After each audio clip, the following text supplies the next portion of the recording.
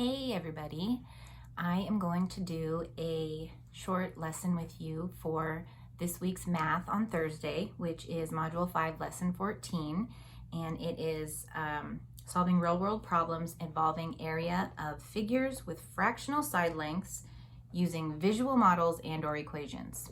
So, long lesson title, but we're going to focus on the using equations to solve a problem with fractional side lengths. So I'm going to do number 1 from the problem set with you. So if you have not yet done the Zern math chat and Tower of Power yet, pause me and go do that first, because then you'll be ready to do number 1 with me on the problem set, and then you can keep working on your own. Okay? Okay, so here is problem 1. It says, George decided to paint a wall with 2 windows. Both windows are 3.5 feet by 4.5 feet rectangles. Find the area the paint needs to cover. We see that the larger rectangle is the wall, and it is 12 7/8 feet by 8 feet. And then the darker rectangles in the middle are the windows.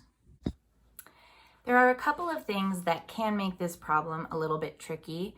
First of all, it is multiple steps, right? We have to be able to figure out the paint needed for the wall without the area of the windows. The other thing that makes it a little bit tricky is that we've got fractions, and we're multiplying fractions by whole numbers, and we have to figure out the most effective way to convert those so that we can multiply and not make any little mistakes on the way. So we're going to start by going through, he's going to paint a wall with 2 windows. They give us the measurements of the windows, and those are here. So this is 3.5 feet by 4.5 feet. And both of them are the same. The question is asking us to find the area the paint needs to cover. Well, we know the paint is not going to cover the shaded in area. So if we find the area of the wall and subtract the area of the windows, we'll know how much paint he needs. So we are going to do wall minus windows, and keeping in mind that there are 2. So we're going to start with finding the area of the wall. Remember, area is length times width. So we have 12 7/8 times 8. That's what we need to find first, so we can put it in parentheses. Then we're going to find the area of the windows and take it away. So from that, we're going to do a subtraction symbol.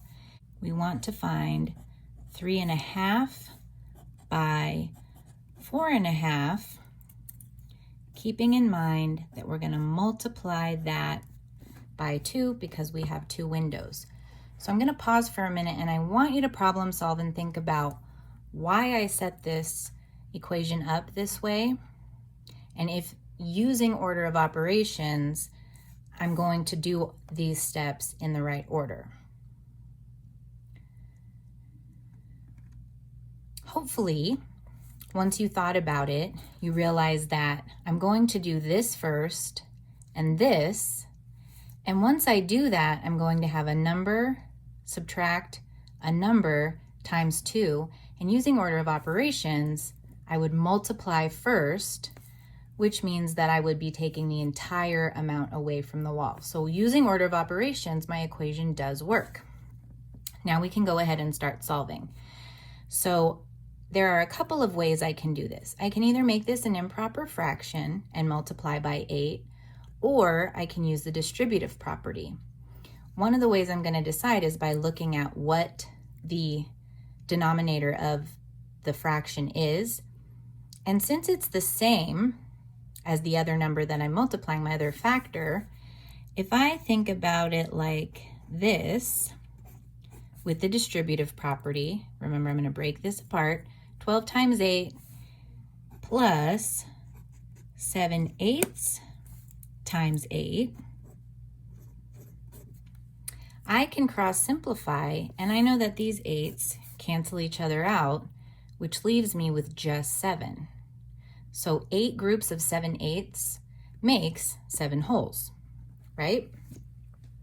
Now I just have math facts, and I know that 12 times 8 is 96 plus 7. So the area of my wall is 103 feet squared, right? That's step 1. Now I need to take away the area of the windows. So I'm going to do this problem here. Now thinking about this, it's actually going to be a lot easier for me to turn these into improper fractions than using the distributive property, because these are really small numbers, much smaller than multiplying 8 times 12 and then adding 7 and having a very large improper fraction. So this 2 times 3 is 6 plus 1 more is 7/2 times 2 times 4 is 8 plus 1 is 9/2. And I get 63/4. And now I can just do long division. 63 divided by 4. 4 goes into 6 one time. And that leaves me with 2 left over. 4 goes into 23 5 times. 5 times 4 is 20. That leaves me with 3. But remember, I don't want to have remainder 3 because I'm working with fractions. So it's 3 left over out of 4. So it's 15 3/4. And I want 2 of those, right? You can even add these together if you would rather. So 15 and 15 is 30. 3/4 and 3/4 is 6/4. Now I have to turn my improper fraction into a mixed number so I can add it to the whole number. And I've got 30 plus 4 goes into 6 one time. There are 2 out of 4 left over. And now I know what you're thinking. Mrs. Nina, don't forget to simplify, which of course we can. So 31 2/4 divided by 2/2 gives us 31 1/2. This is feet squared also. Don't forget your label. You were probably thinking that, shouting at your computer screen, Mrs. Nina, don't forget the label. So my wall is 103 feet squared, and my windows are 31.5 feet squared. So I have to subtract. 103 minus 31 gives me 72, but I still have to take away my half. So if I take half away from 72, I'm left with 71 1/2. Write our answer statement. The paint needs to cover 71 1/2 square feet or feet squared. And there we go. Great job tackling that problem with me. I know that really complicated problems like that with multiple steps can be overwhelming, but just remember that before you start doing anything, you're going to look at what is it asking me to do and what are the steps I need to do to get there. And then make sure you write out your equation from the beginning. Don't start solving in your head. Get everything written out so you can see it and go step by step. And then just remember that it's always better to check your work, even if you think there is some of it that you can do mentally. Go ahead and challenge yourself to do it mentally, but then check your work by working it out, especially when you're dealing with conversions like improper fractions and mixed numbers.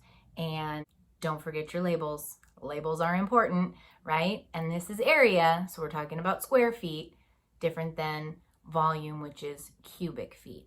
Okay, great job. Keep working on that problem set, and I will see you next time.